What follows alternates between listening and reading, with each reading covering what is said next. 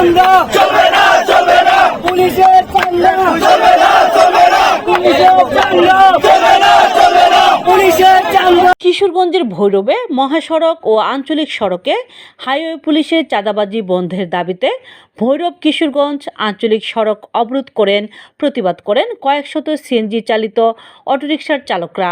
এ সময় চালকরা 1 ঘন্টা যাবৎ সড়ক বন্ধ করে রাখে। এ সময় মহাসড়ক ও আঞ্চলিক সড়কে যানজটের সৃষ্টি হয়। এতে ভোগান্তিতে পড়েন হাজারো যাত্রী। খবর পেয়ে থানা পুলিশ ও ভৈরব সার্কেল অফিসে এএসপি নাজমুস সাকিবের নেতৃত্বে একটি পুলিশের দল ঘটনাস্থলে গিয়ে পরিস্থিতি নিয়ন্ত্রণে আনেন। চালকদের হয়রানি ও সড়কে চাঁদাবাজি বন্ধের আশ্বাসে সড়ক অবরোধ তুলে নেন। ভৈরব হাইওয়ে থানার officer incharge OC Mohammad Sahabur Rahman বলেন, মহাসড়ক ও আঞ্চলিক সড়কে সিএনজি চালিত অটোরিকশা চলাচল সম্পূর্ণ নিষেধ। তবুও বর্তমান পরিস্থিতিতে সড়কে কিছু সিএনজি চলাচল করছে। এসব বিষয়ে আমাদের নিয়মিত অভিযান পরিচালিত হয়ে থাকে। তবে সড়কে কোনো সিএনজি চালকদের কোনো ধরনের চাঁদাবাজি ও হয়রানি করা হয় না। আইন অনুযায়ী পুলিশ তার দায়িত্ব পালন করেন। এভাবে আমরা 15-16 বছর গাড়ি আমরা ডেট ফিল করছি। গাড়ি যদি আমরা ডেট ফিল করে এখন কিন্তু হঠাৎ করে আমরা একটা গাড়ি 80,000-90,000 টাকা সরকার পাইব, এটা হঠাৎ করে আমরা দিতে পারতো না। আমি 80 টাকায় দিতাম, আমি 80,000 কোন সময় দিয়া।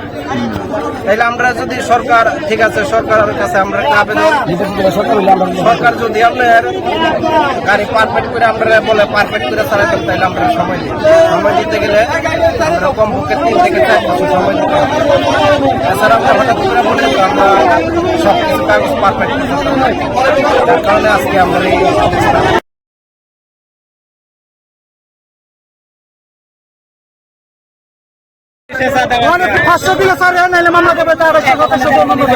যদি আমার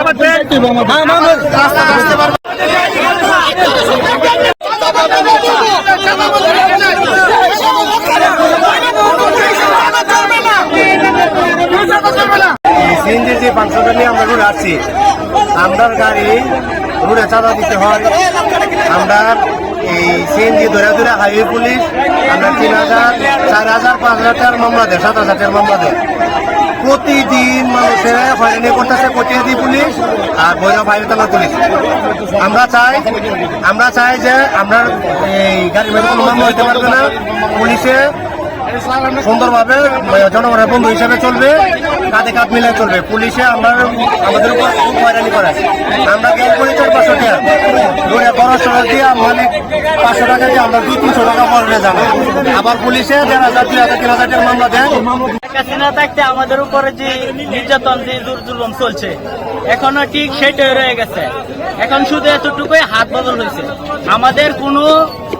আমাদের কোনো সুযোগ বা ভালো অবস্থান কোনো দেখে না।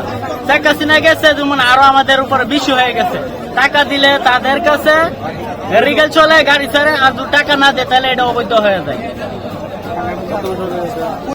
এবং ড্রাইভার 1,500 টাকা কামাইতে পারে, তাদের সময় লোকের 600 টাকা, সময় লোকের 600 টাকা, ক্যাশ লোকের 500 টাকা। আমাকে পাই করছে, আমাদের জীবন চলে না। আমরা বউগুলা মামলায় বাঁচতে পারি না, রাস্তা জায়গায় বাইরে 5,000 টাকার মামলা আমরা কোথায় নিয়ে দিব? হ্যাঁ, কোনো হয় এখন নীরব হইতেছে, নীরবে 1,500 টাকার মামলা 27,500। এবার আজকে মামলা দিচ্ছি, আবার মামলা দেওয়া লাগে 2 দিন পরে। আমি বিগত 19 বছর যাবৎ গাড়ি চালাতেছি বেবি ট্যাক্সি থেকে। তো গত সরকারের আমলে দেখা গেল আমাদের গাড়ির কাগজপত্র, ড্রাইভিং লাইসেন্স সবকিছু সঠিক টাকা সত্ত্বেও পুলিশ আটক করে আমাদেরকে মামলা নিচ্ছে, না হলে বাড়িতে ঢুকে রাখছে, অথবা পরবর্তীতে ওরা করছে মান্থলি কার্ড বের করছে 500 টাকা করে প্রত্যেক মাসে মাসে। কিন্তু 500 টাকা দিতেই হবে আমাদের সরকারকেও ট্যাক্স দিতে হবে, 500 টাকাও দিতে হবে পুলিশকে। আর পুলিশকে 500 টাকা দিলে আর সরকারের ট্যাক্স দেওয়া লাগবে না। তাইলে আমরা 500 টাকা দিয়ে আমরা গাড়ি চালাতেছি, আমরা গাড়ির নাম্বার রেনু করি নাই। সুতরাং আমাদের গাড়িগুলো ডেট ফেল হয়েছে, কিন্তু আমরা করতে বাধ্য হয়েছি। টাকা সরকারকে দেবো, পুলিশকে দেবো, তো পুলিশকে দিলে যদি সরকারের দিকে দিতে না হয় তাহলে আমরা পুলিশকেই দিই, সরকারকে না দিই। এখন দেখা গেল এই যে এই 5 তারিখের পর থেকে আমরা হায়র জ্বালা আমরা গাড়ি চালাইতে পারি না, সকালে দুপুরে রাত্রে কোনোভাবে আমরা গাড়ি চালাইতে পারি না। 500-600 টাকা আমরা রুজি করি, আর ধরলে আমরা 3000-3500 টাকার মামলা দিয়ে দেয়।